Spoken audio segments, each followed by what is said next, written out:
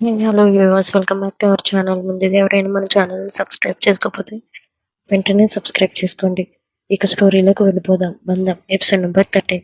Principal అలా చెప్పేసరికి అందరూ డిస్పస్ అయ్యారు. వీరిని మాత్రం వెన్ని అంటు పెట్టుకొని ఉంటే వెన్ని వెంట పెట్టుకొని స్నేహ ఉంది. వెన్ని వీరితో అలా క్లోజ్గా ఉండడం చూసి అక్కడ ఉన్న సురేష్ నువ్వంటే ఇష్టం లేదంటున్నాడు, కానీ నీతో ఉంటేవాడు బాగుంటున్నాడు, నిన్ను ప్రేమిస్తున్నాడని ఎప్పుడు చెప్తాడు అని మనసులో అనుకున్నాడు సురేష్. వీరు అక్కడే ఉన్న ఒక గూడెం దగ్గరికి వెళ్ళిపోతుంటే పరిగెత్తుకొని వచ్చి వీరు భుజాన్ని గట్టిగా హత్తుకుంది విండి. వచ్చేసిందిరా బాబు అని మనసులో అనుకుని తన వైపు చూశాడు. ఈ అని పల్లి రెండు బయట పెట్టి నవ్వింది. ఏంటి అలా చూస్తున్నా? నేను పట్టుకోవడం నీకు నచ్చలేదా? నచ్చకపోతే నువ్వు పట్టుకోవడం మానేస్తావా? అసలు మానేయను. ఎంత బాగుందో తెలుసా అని రెండు చేతులు అంటుంటే, ఏ జాగ్రత్త, అక్కడ ఒక లోయ కూడా ఉంటుంది. నాకు తెలుసులే, నేను పడనని. నీ ఈ నీకెందుకు అంత ఓవర్ కాన్ఫిడెన్స్ కాదు, నమ్మకం, అది కూడా నీ మీద.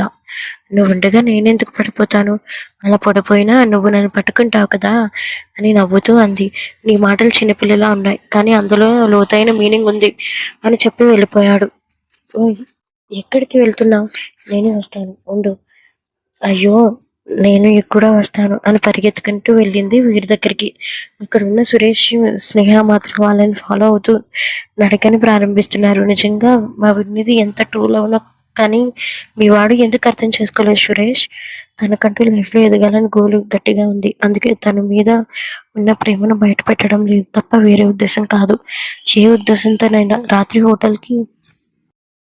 రాత్రి హాస్టల్కి వచ్చినప్పుడు దిగులుగా వస్తుందో, తన వైపు అలా చూస్తుంటే ఎంత బాధగా ఉందో నాకు మాత్రమే తెలుసు సురేష్. పాపం తను ఎంతలా వీరి ప్రేమలో పిచ్చిదైపోతుందో నీకు అర్థం కావడం లేదు. నువ్వైనా మీ వాడికి చెప్పొచ్చు కదా. అలా చెప్పినా వింటే విడాన్ని చంద్ర ఎందుకు అవుతాడు? అసలు వినడు. కాలమే వాళ్ళిద్దరిని కలపాలి తప్ప మనం ఇన్వాల్వ్ అవ్వకపోవడమే మంచిది అని స్నేహ వైపు సూటిగా చూసి అన్నాడు. నీ మగవాళ్ళందరూ ఇంతే, సిన్సియర్గా ఉండే అమ్మాయిని కాకుండా కొంచెం కొంచెం బిగినీలు వేసుకొని తిరిగిన అమ్మాయిలు ఇష్టపడతారు అనుకుంటా అని కోపంగా చెప్పి వెళ్ళిపోయింది. తన వైపే చూస్తూ ఉండిపోయాడు. ఎంబీఏ బీటెక్ క్యాంపస్లో రెండు ఒకటిగా అవడం వల్ల ఇష్టం లేకపోయినా కలిసి వెళుతున్నారు. వాళ్ళతో అందరూ జంటలుగా విడిపోయి చుట్టూ పరిసరాలను సందర్శిస్తున్నారు. అలా వెళ్తున్న వెన్నీకి అక్కడ ఉన్న సీతాఫలం పండు కనిపించింది. ఉదయం తనకి ఇష్టం లేని టిఫిన్ పెట్టడంతో అది తినకపోగా పైగా ఆ పండును చూస్తే నోరూరింది వెన్నీకి. వెంటనే అక్కడ ఉన్న వీర్ వైపు చూసింది. వీర్ అని ముద్దొచ్చేలా పిలుస్తున్న తన గొంతు వినిపించి వెనక్కి తిరిగాడు. ఏంటని? నాకు అది కావాలి, ప్లీజ్ నాకు అది కోసిపెట్టవా? నీకేమైనా పిచ్చా? అడవుల్లో ఏంటి ఆటలు? మూసుకొనిరా, నాకు ఆకలి వేస్తుంది. ఉదయం నుండి నేనేం తినలేదు కదా. అది కూడా నువ్వు ఎందుకు అర్థం చేసుకోలేవు? నీకు ఆకలిస్తే వెంటనే అది నాకు అందకపోయినా ఎలాగోలా తీసిచ్చేదాన్ని అని బుంగమూతితో అంది వీరిని. తన వైపు అసహనంగా చూసి, ఎందుకు తినలేదు? ఆ టిఫిన్ అసలు ఇష్టమే లేదు, అందుకే తినలేదు.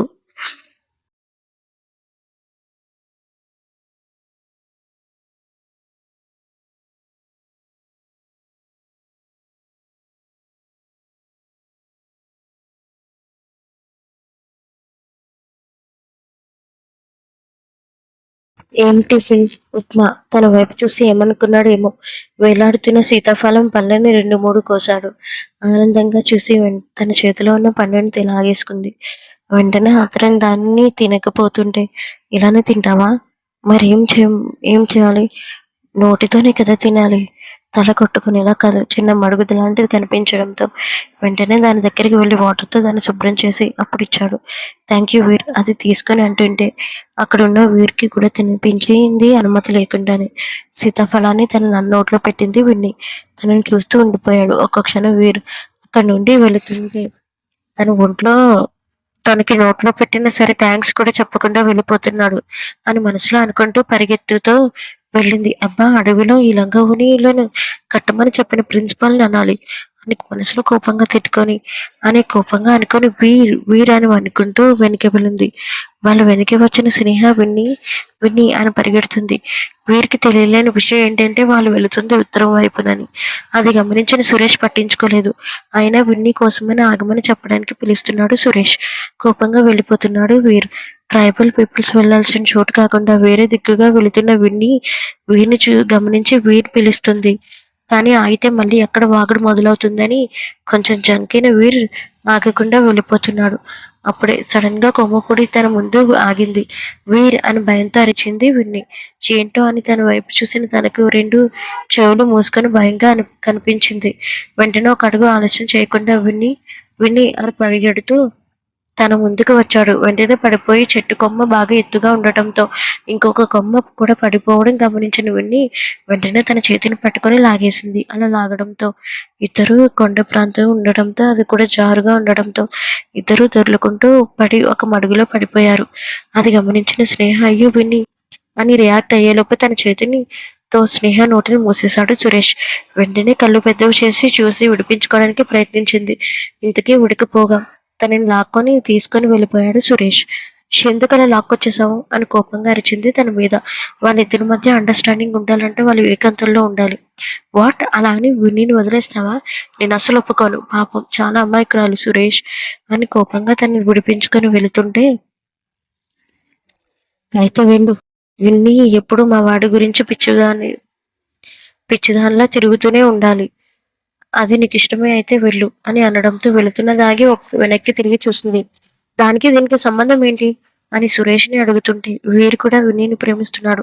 ఆ ఫీలింగ్ బయట పెట్టడం లేదు. అందరూ ఉంటే ఒకలాగా, ఎవరూ లేకపోతే ఇంకోలాగా ప్రవర్తిస్తున్నాడు.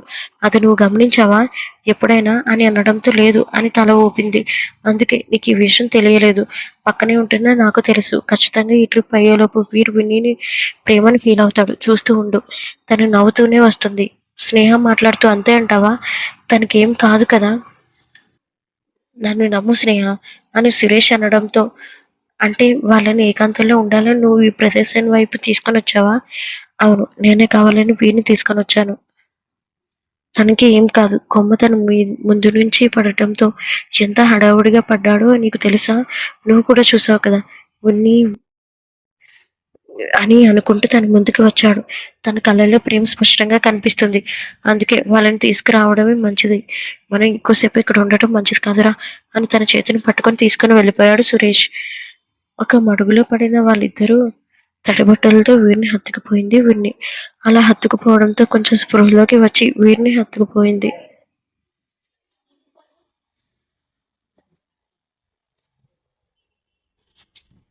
తనకి అందడం లేదు. కాళ్ళు అడవి అందులోనే విన్ని లంగవని కట్టుకుంది. ఎలా ఉండగలుగుతాడు? వీరు తన నడుము మీద చేతిని వేసిన భయంలోనే ఉండి ఏం పట్టించుకోలేదు. అలా ఒక చిన్న మడుగులో పడిన వాళ్ళిద్దరూ ఒక్కసారిగా నీటిలోంచి పైకి తేలారు. అలా పైకి తేలడంతో ముందుగానే కొంచెం లోతుగా ఉండడంతో కింద అడుగు అందుకోలేక వెంటనే అక్కడ ఉన్న వీణి కరుచుకుపోయింది. అలా హత్తుకోవడంతోనే షాక్ గానే అనిపించింది వీరికి. అసలే అడవి, అందులో విన్ని లంగావోని, అస్తవ్యస్తమైపోయిన తన ఏదో సంపద, నడుము క్లియర్గా కనిపించడంతో ఏ మగాడికి ఫీలింగ్స్ రావు. అప్పుడు వీర్ పరిస్థితి కూడా అంతే. గుటకలు మింగుతూ తనను పట్టుకోవడానికి నడుము మీద చేతిని వేశాడు. అలా వేయడంతో ఒక్కసారిగా శరీరంలో అనేక మార్పులు స్పష్టంగా కనిపిస్తున్నాయి. భయంతో ఉండిపోయిన విన్నీకి మాత్రం అదేమి గమనించలేదు. అసలు తను ఈ ప్రపంచంలో లేనట్టుగా ఫీల్ అయింది. ఒక్క క్షణం తన మైండ్ అక్కడ ఆగిపోయినట్టుగా అనిపించింది. తరాడు తడారుతున్న గొంతుతో మెల్లగా కళ్ళు తెరిచింది విన్ని. అలా కళ్ళు తెరవడంతో ఎదురుగా చుట్టూ ఉన్న పరిసరాలను చూస్తూ ఆసరాగా ఉన్న వీర్ భుజం మీద చూపుని నిలిపింది. వెంటనే వీరిని గుర్తుపట్టడానికి ఒక క్షణం పడితే వెంటనే వీర్ అని ఆనందంగా పిలిచింది. అలా పిలవడంతో వెంటనే స్పృహలో నుండి బయటికి వచ్చాడు. వాళ్ళు ఉన్న పరిస్థితిని గమనించి వెంటనే తన మీద నుండి చూపుని కష్టంగా మరల్చి ముందు మనం ఇక్కడి నుంచి బయటపడాలి అని తడారిపోయిన గొంతుతో అంటూ తనని రెండు చేతులతో ఎత్తుకొని స్వయంగా కొలనులో నుండి బయటపడ్డాడు. అన్న అలా బయటపడటంతో గట్టిగా ఊపిరి పీల్చింది విన్ని. Thank God. అసలు నాకు ఎంత భయం వేసిందో తెలుసా? మనం సేఫ్గా ఉన్నాం కాబట్టి సరిపోయింది అని మాట్లాడుతూ తుంటే తన వైపు ఒకసారి చూసి నీటి గురించి బయటకు రావడంతో తనని కిందకి దింపాడు. అలా దింపడంతో ఒకసారిగా తనని తాను చూసుకుంటే విన్ని అస్తవ్యస్తం అయిపోయిన తన ఓనిని బాగా తడిచిపోవడంతో వీరి వైపు చూసింది. అప్పటికే వీరు మొత్తం ఎద మీద చూపు ఎద మీద ఉండడంతో వెనక్కి తిరిగింది గుండెని పట్టుకొని. అలా వెనక్కి తిరగడంతో వెంటనే తన నుండి కష్టంగా చూపుని మరల్చి పక్కకు చూశాడు. పక్కకు చూపుని తిప్పినా ఎంతసేపు ఉంటుంది? వెంటనే విన్ని మీద మళ్ళీ చూశాడు. తడిచిపోయిన విన్ని వెనుక భాగం షేపు క్లియర్గా కట్గా కనిపించింది. బాగా తడిచిపోయి ఉన్నావు, ఓనిని వెళ్ళి ఆరబెట్టుకో అని కష్టంగా తన నడుము మీద నుండి చూపుని మరల్చి అంటుంటే చుట్టూ చూసిన తనకే 2 చెట్లు కనిపించడంతో ఒక పని చేయి, నువ్వు వెళ్ళి ఆ చెట్టు దగ్గర నుంచో అని అనడంతో ఏంటి అది నీ దగ్గర ఉన్న ఓనిని తీసి నువ్వు వెళ్ళి చెట్టు చాటున దాక్కో. ప్రస్తుతానికి ఇక్కడికి ఎవరు అయితే రాలేరు. తడి బట్టలతో కూడా మనం ఎక్కువసేపు ఉండడం మంచిది కాదు. చిన్నగా తల ఊపి సరే అని ఒక పెద్ద చెట్టు దగ్గరికి వెళ్ళి తన ఓనిని విప్పి వీర్ అని పిలిచింది. తన వైపు చూశాడు. ఓన్లీ చేతులను బయట పెట్టి ఓని అందితే వెంటనే దాన్ని తీసుకొని అక్కడ ఉన్న కొమ్మ మీద ఆరేశాడు. సిల్కీ ఓని కాబట్టి వెంటనే 5 నిమిషాల్లో ఆరిపోతుంది. ఒకసారి వీరి వైపు చూసింది. తన గొంతు తడారిపోవడం స్పష్టంగా కనిపిస్తుంది.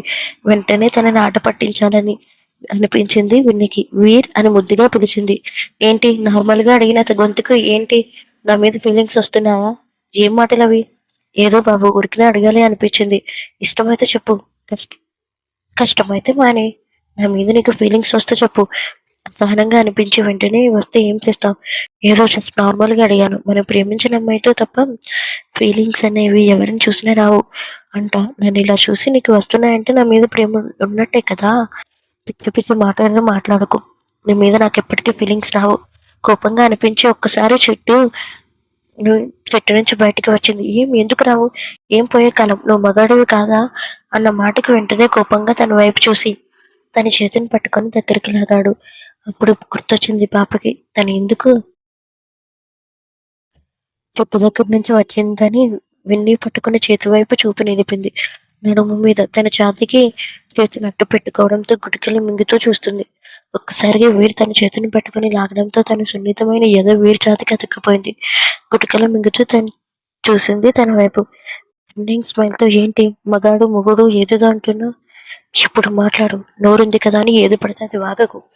ఇంతకు ముందే లైబ్రరీలో లాక్ అయినప్పుడు చెప్పాను. అయినా నువ్వు ఇలానే ఉంటే కష్టం. ఇంకొకసారి నీ నోటి నుంచి అలాంటివి ఏమైనా వచ్చిందో నాలో ఉన్న ఇంకొక వీరిని చూడాల్సి వస్తుంది అని కోపంగా చెప్పి వదిలేశాడు. వెంటనే అక్కడ ఆరిపోయిన ఓనిని తీసుకొని వచ్చి తన ముఖం మీద విసిరాడు వీరు. తనలో ఇలాంటి యాంగిల్ కూడా ఒకటి ఉందని అప్పటి వరకు గ్రహించలేని విని తన ముఖం మీద పడేసరికి స్పృహలోకి వచ్చింది. వెంటనే అది తీసుకుని చకచకా కట్టేసుకుని వెళుతున్న వీరు వెంట పరుగులు పెట్టింది. వీర్ సారీ, నేను కావాలని అనలేదు. దయచేసి ఒకసారి చెప్పేది విను. ఏం చెప్తావు? ఏం చెప్తావు? అస్తమానం నీకు అర్థం చేస్తావా? ఒక అబ్బాయి ఇష్టం లేదు నన్ను వదిలే అని చెప్పినా సరే వినకుండా నా వెంట పెడుతున్నావు. అలాంటి నిన్ను ఎలా అర్థం చేసుకోవాలి విన్ని? అసలు నీకు బుర్ర ఉందా చూడ్డానికి? అందంగా ఉన్నావు, బానే ఉన్నావు. నాలాంటి వాడు తప్ప నీకు ఇంకెవరు దొరకరని నా వంట పడుతున్నావా అని కోపంగా అరిచాడు తన మీద. అప్పటికే విన్నీకి కన్నీళ్లు కారిపోతున్నాయి. అది కాదు వీరు, నాకు నువ్వంటే ఇష్టం. అసలు నేను ఎక్కడ చూశాను అని అంటే ఆపవే, ఊరుకుంటే తెగరెచ్చిపోతున్నావు. అసలు నీ వల్ల ఇలాంటి పరిస్థితుల్లో ఉన్నాను. నాకు నువ్వంటే ఇష్టం లేదు విన్ని, ఇది నిజం. నువ్వు రోజులు తిరుగు, నెలలు తిరుగు, సంవత్సరాలు తిరుగు, సరే నా నుండి సమాధానం ఒక్కటే, నువ్వంటే నాకు ఇష్టం లేదు అని అనడంతో గుండె పగిలినట్టుగా అనిపించింది విన్నికి.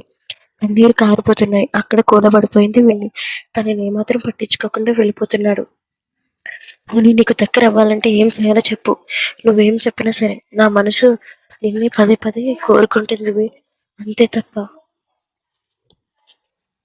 అంతే తప్ప నేను ఎవరిని నీ ప్లేస్లో ఊహించుకోలేదు. నువ్వు దయచేసి నా ప్రేమను ఒప్పుకో. నీకు ఇంకా ఎలా చెప్తే అర్థమవుతుందిరా? నాకు నువ్వంటే ఇష్టం కాదు. పోనీ నీ ప్రేమను పొందడానికి నేను ఇంకేం చేయాలో చెప్పు అని ఏడుస్తూ అడుగుతున్న క్షణం వెనక్కి తిరిగాడు. అలా వెనక్కి తిరిగి నువ్వు వీరిని చూసి, పోనీ నీ ప్రేమను పొందాలంటే నేనేం చేయాలో చెప్పు, అదే చేస్తాను వీరు. నాకు నువ్వంటే ఇష్టం కాదు, ప్రాణం. నేను చూసిన రోజే నేను ప్రేమలో పడిపోయాను వీరు. నువ్వు లేకుండా నేను బ్రతకలేను అని ఎప్పుడు ఎవరి కోసం ఏడవని విని నీ కోసం ఏడుస్తూ అడుగుతుంది. తన కంట కన్నీరుని చూసిన వీరికి చాలా కోపం వచ్చింది. వెంటనే పెద్ద పెద్ద అడుగులు వేసుకొని వచ్చి మోకాల మీద ఉన్న తనని లేపి తన దగ్గరికి లాక్కొని, ఏంటి ఊరుకుంటుంటే రెచ్చిపోతున్నావు? ఒకసారి చెప్తే అర్థం కదా, నువ్వంటే నాకు ఇష్టం లేదని చెప్పానుగా, మళ్ళీ ఎందుకు ఏడుస్తున్నా? జీవితం అంటే ప్రేమ మాత్రమే అనుకుంటున్నావా? కాదు విని, నీకంటూ చాలా ఫ్యూచర్ ఉంది. నా కోసం దాన్ని పాడు చేసుకోకు. నాకంటూ ఫ్యూచర్ ఉంటే అది నీతోనే చెప్తున్నానుగా. నువ్వు లేకుండా అసలు బతకలేను. నీ ప్రేమ కోసం, నీ కోసం పొందాలంటే ఏం చేయాలంటే చెప్పు, అదే చేస్తాను. నన్ను యాక్సెప్ట్ చేస్తావా అని కన్నీళ్లతో అడుగుతున్న తనని చూసి ఈ విషయం ఇంతటితో తెగిపోవాలని బలంగా శ్వాస పీల్చి వదిలి, ఏం చేయమన్నా చేస్తావా? చేస్తాను. నువ్వేం చెప్పినా సరే చేస్తాను అని కన్నీళ్లతో బదిలిచ్చింది. అయితే విను, నాతో ఒక్కసారి గడువు. నువ్వు నచ్చితే అప్పుడు నీ ప్రేమను ఒప్పుకుంటాను అని అనడంతో తనని చూసి, ఏం మాట్లాడుతున్నావు వీర్? అలా ఎలా మాట్లాడగలుగుతున్నా? అసలు నీ మైండ్ సెట్ ఇది కాదు అని కన్నీళ్లతో అడిగింది విన్ని. ఇప్పుడిప్పుడే నేను కూడా కొన్ని చేంజెస్ చేసుకుంటున్నాను విన్ని. చెప్పు, నీకు ఇష్టమైతే ఒక్క రాత్రి నాతో గడుపు. అప్పటికి ఇలానే మోజు ఉంటే అప్పుడు నీ ప్రేమను యాక్సెప్ట్ చేస్తాను. మతుండే ఇలా మాట్లాడుతున్నావా? అసలు ఇలా ఎలా మాట్లాడగలుగుతున్నావు అని వెక్కుతూ ఏడుస్తూ అడుగుతున్నా తనని ఏమాత్రం పట్టించుకోకుండా, చూడు వినమ్రా, నువ్వంటే ఏమాత్రం ఇష్టం లేదు. పోనీలే, నన్ను ఇంతలా అడుక్కుంటున్నావు కాబట్టి నీకు ఒక ఛాన్స్ ఇస్తాను. నన్ను సుఖపెట్టు. అప్పుడు నీ ప్రేమ గురించి ఆలోచిస్తాను అని ముభావంగా అని ప్రేమ ఆలోచిస్తావా అని ముభావంగా అంది విని. తన వైపు చూసి, అవును, ఒకవేళ నీతో గడిపిన తర్వాత కూడా ప్రేమ పుట్టకపోతే అప్పుడు ఏం చేస్తావు? ఏముంది, కాలేజీలో ఇదంతా మామూలు అనుకొని నీ దారి నువ్వు, నా దారి నేను చూసుకోవాలి. తనలో ఈ యాంగిల్ ఎప్పుడు గమనించలేని విన్ని ఒక్కసారిగా వెనక్కి వేసింది అడుగు. లేదు, నువ్వు కేవలం ఇలా మాట్లాడుతున్నావా? ఇలా నీ మీద ప్రేమ అని వెంట పడుతున్నానని ఇలా అంటున్నావు కదా, అబద్ధం కదా అని కన్నీళ్లతో అడుగుతుంటే, చూడు విన్ని, నాకు అబద్ధం చెప్పాల్సిన కర్మ లేదు. నాకు నువ్వంటే ఎప్పటికీ ఇష్టం లేదు, ఉండదు. ఒకవేళ నాకు ఇష్టం ఉన్నా నువ్వు దగ్గర అవ్వాలంటే ఖచ్చితంగా నేను చెప్పిన కండిషన్కి ఒప్పుకో, లేదంటే నన్ను మర్చిపో అని చెప్పి వెనక్కి తిరిగి వెళ్ళిపోతుంటే ఏం చెప్పాలో అర్థం కాలేదు అక్కడ ఉన్న విన్నికి. ప్రేమ అంటే శరీరానికి సంబంధించింది వీర్, ఇంకా దేనికి సంబంధించింది కాదా? నేను ప్యూర్గా లవ్ చేశాను. ఇలా శారీరకంగా కలిస్తే అది ప్రేమ ఎలా పుడుతుంది అనుకుంటున్నావు? ప్రేమ అంటే మనసుని అర్థం చేసుకోవడం, శరీరాన్ని శరీరంతో కాదు అని వెళ్ళిపోతున్న తనని చూసి అంది. అసహనంగా అనిపించింది వీరికి. వెంటనే ఏం మాట్లాడకుండా తన వెంట ఫాలో అయ్యింది. ప్యూర్గా లవ్ చేశాను వీర్, కానీ నువ్వు నా శరీరాన్ని కోరుకుంటున్నావా, లేదంటే నన్ను మర్చిపో, నీ వల్ల కాదని ఇండైరెక్ట్గా అంటున్నావా అని మనసులో అనుకుంటూ వీరిని ఫాలో అవుతుంది. అమ్మయ్య, ఇప్పుడు ఇది నన్ను వదిలేస్తుంది, లేకపోతే ప్రేమ ప్రేమ అంటూ నా వెంట పడుతుంది. దీనికి ఎలా చెప్పాలో ఇప్పుడు అర్థమైంది అని మనసులో అనుకుంటూ తను ఏమాత్రం పట్టించుకోకుండా వెళ్ళిపోతున్నాడు. అప్రయత్నంగా అక్కడ ఉన్న రాయిని తన్నుకొని పడిపోయింది విన్ని. అమ్మా అని అరుపు నోటి నుండి రావడంతో అప్రయత్నంగా వెనక్కి తిరిగి చూశాడు. అక్కడ కిందన పడిపోయింది విన్ని. వెంటనే తనని చూసి దగ్గరికి వచ్చాడు. ఏమైంది అని కంగారుగా అడిగాడు. తనని చూసి వెంటనే వస్తున్న కన్నీళ్ళను అదుపు చేసుకుంటే, ఏం కాలేదు, నన్ను ముట్టుకోకు అని కోపంగా చెప్పి లేవడానికి ప్రయత్నం చేసింది. ఇందాక తను మాట్లాడిన మాటల వల్లే అలా మాట్లాడిందని అర్థం చేసుకున్న వీరు వెంటనే తనని పట్టుకోబోతుంటే, ముట్టుకోవద్దు అని చెప్పాను కదా, ఎందుకు ముట్టుకుంటున్నా అని కోపంగా అరుస్తూ మెల్లగా లేవడానికి ప్రయత్నం చేసింది. తన వల్ల కాక పడిపోయింది. మళ్ళీ తనని అసహనంగా చూసి రెండు చేతులతో ఎత్తుకున్నాడు. ఒక్కసారిగా అలా గాల్లోకి తేలిన తనని చూసి, ఎందుకు ఎత్తుకుంటున్నావు? నేనంటే నీకు ఇష్టం లేదు కదా, అసలు నన్ను ముట్టుకోకు అని కోపంగా గింజుకుంటుంటే, ఒక్క మాట నీవు నోటి నుంచి విన్నాను అనుకో, ఏం చేస్తానో నాకే తెలియదు అలా అరవడంతో కోపంగా మూతి తిప్పి అటువైపు తిరిగింది. తను చేస్తున్న పిల్ల చేష్టలకు అసహనంగా అనిపించి వెంటనే తనని ఎత్తుకొని తీసుకొని వెళుతూ ఒక బండరాయి మీద తనని కూర్చోబెట్టాడు. అలా కూర్చోబెట్టిన సరే విన్ని తనతో ఏం మాట్లాడకుండా ముఖాన్ని తిప్పుకుంటుండే తన ముఖం వైపు ఒకసారి చూసి తన కాళ్ళని పట్టుకున్నాడు. అంతే, ఏం చేస్తున్నా అని దగ్గరికి లాక్కుంది కాళ్ళని. ఎక్కడ దెబ్బ తగిలిందో చూస్తున్నాను, మర్యాదగా కాళ్ళు ఇటువు అని అనడంతో, నీకేమైనా పిచ్చా, ఎందుకు నన్ను ముట్టుకుంటున్నావు, ముట్టుకోవద్దని చెప్పాను కదా, నేనంటే నీకు ఇష్టం లేనప్పుడు ఎందుకు ముట్టుకుంటున్నావు అని కోపంగా అరుస్తుంటే లాగి ఒకటి పీకాడు తనని. బిక్కమొక్క వేసి చూసింది విన్ని. ఇంకొక మాట నీ నోటి నుంచి వచ్చిందో అంటే నేనేం చేస్తానో నాకే తెలియదు అని ఇందాకే అన్నాను, మర్చిపోయావా? బలవంతంగా తీసుకున్న కాళ్ళని తన వైపుకి లాక్కొని, ఎక్కడ నొప్పి ఉంది అలా కాలు పట్టుకోవడంతో అప్రయత్నంగా వెనక్కి తీసుకుపోయిన తనని చూసి కోపంతో మళ్ళీ వెనక్కి తీసుకోబోతుంటే తనని కోపంతో ఆపుతూ కాళ్ళని బలవంతంగా అదుము పెట్టుకున్నాడు తన వైపు. అలా అదుము పెట్టుకోగానే వెంటనే అప్రయత్నంగా తన వైపు చూసింది. ఒక్క నిమిషం ఇద్దరు కళ్ళు కలుసుకున్నాయి. వీరి కళ్ళు సూటిగా చూస్తుంటే విన్ని మాత్రం కళ్ళ నీరుతో వీరిని చూస్తూ ఉండిపోయింది. కొంచెం చిరాకుగా అనిపించి అక్కడ ఉన్న వీరికి వెంటనే ఎక్కడ పెనికిందో అని చూస్తున్న తనకు చిన్నగా అటు ఇటు మూవ్ చేసి టక్కుమని పాదాన్ని లాగాడు. అమ్మా అని అనుకుంటూ తన భుజాన్ని పట్టుకుంది విని.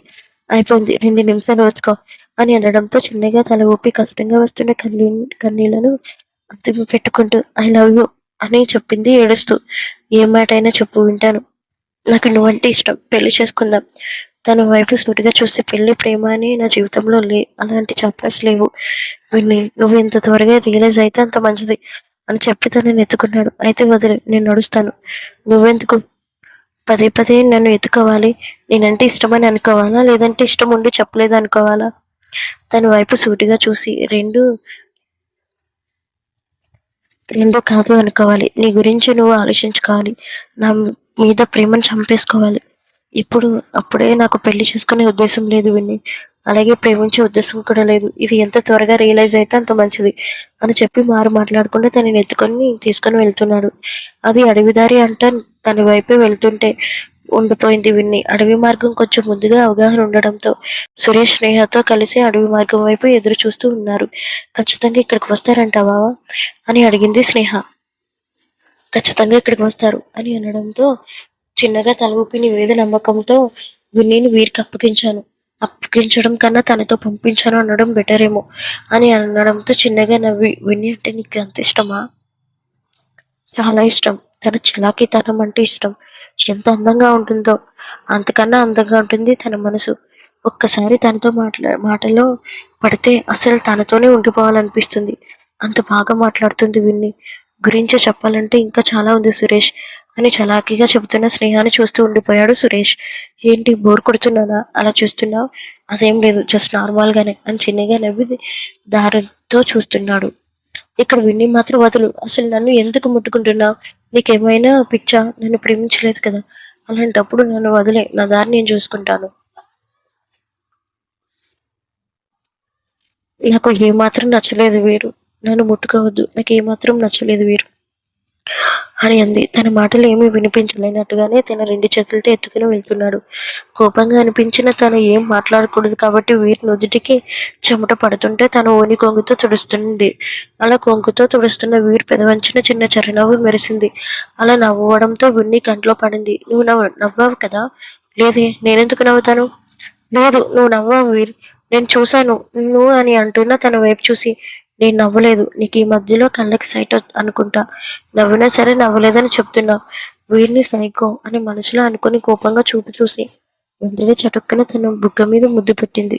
షాక్తో తన వైపు చూశాడు. వెంటనే తన నుంచి దిగించుకొని తనను పట్టించుకోకుండా వెళ్ళిపోయింది. ముందుకు అడవి మార్గం సింపుల్గా కావడంతో చిన్నగా నవ్వి తన వెంటే కదలాడు. దీనికి ఎంత చెప్తున్నా నన్ను ప్రేమించడం మానదనుకుంటా.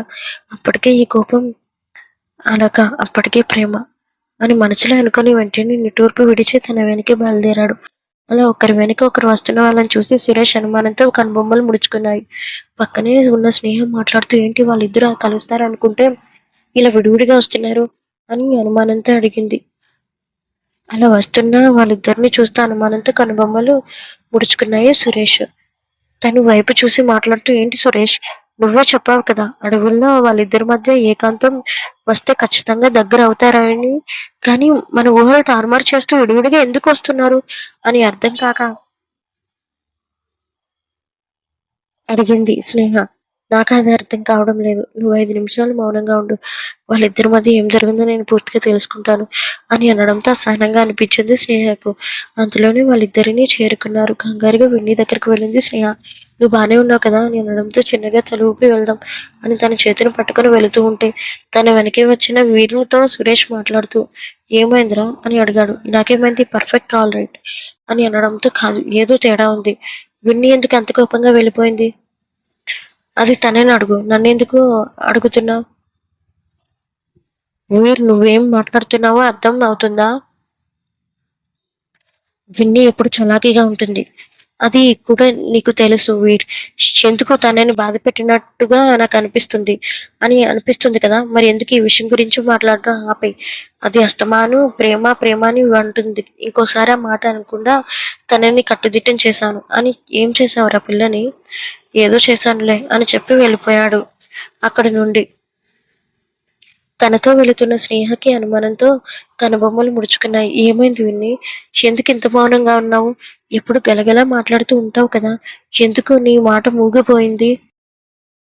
ఏమీ లేదు. ప్రస్తుతానికి నన్ను మౌనంగా ఉండనివ్వు అని చెప్పి వెళ్ళిపోతుంది. Something is wrong. ఏదో జరిగింది వాళ్ళిద్దరి మధ్య. మౌని ఎప్పుడు ఏమన్నా సరే మర్చిపోయి గలగలా మాట్లాడుతుంది. కానీ ఇప్పుడు ఇంత మౌనంగా ఎందుకు ఉండిపోయింది విన్ని అని మనసులో అనుకుంది స్నేహ. విన్ని నడుస్తుందనే కానీ వీడు తనతో మాట్లాడిన తీరే గుర్తుకు వస్తుంది. మొట్టమొదటిసారిగా ఒకటి వాళ్ళ అమ్మ చనిపోయినప్పుడు, రెండు వీడు తనతో గొడవ పడినప్పుడు. అది గమనించిన స్నేహ ముందుకు తిరిగి నువ్వు ఏడుస్తున్నావు విన్ని అని అనడంతో తన వైపు తిరిగి తనను హక్ చేసుకుని ఏడుస్తుంది. తన లోపల ఉన్న బాధను మొత్తం వెళ్ళగక్కుతుంది. తను ఎప్పుడూ అలా చూడలేని స్నేహకు చాలా బాధగా అనిపించింది. బంగారం నువ్వు నిజంగా ఏడుస్తున్నావా అని ప్రేమగా అడుగుతుంటే ఇంకా వెక్కి వెక్కి ఏడుస్తుంది. తన ఏడుపు స్నేహ మనసుకు తాకింది. అసలు ఏమైందో చెప్పవే, ఎందుకు ఏడుస్తున్నావు అని అడుగుతుంటే ఏం మాట్లాడలేక మౌనంగా తనని వదిలి ముందు ఇక్కడి నుంచి వెళ్ళిపోదాంరా అని తన చేతిని పట్టుకొని తీసుకొని వెళ్ళిపోయింది.